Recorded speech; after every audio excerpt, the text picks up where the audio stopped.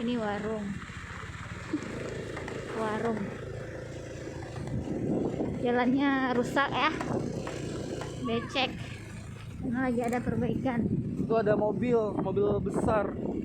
Gue paling takut ada mobil besar gitu loh. Kalau naik mobil, Makanya gue nggak mau naik mobil. Karena naik motor aja dia lebih aman gitu ya kan.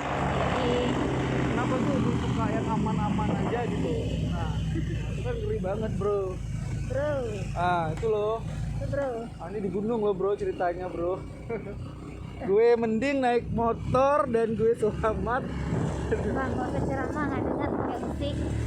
Oh iya, kasihan.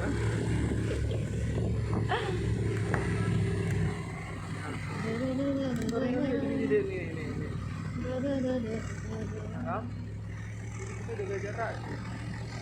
Nah, di sana ada mobil turun lagi. Habis Nah, sedikit aja. Kita kebut kali pun nggak sampai.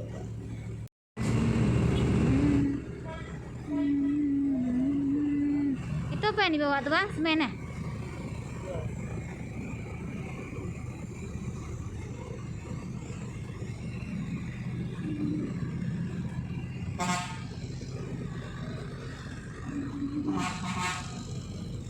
Ini kok itu harus ditanyakan ah.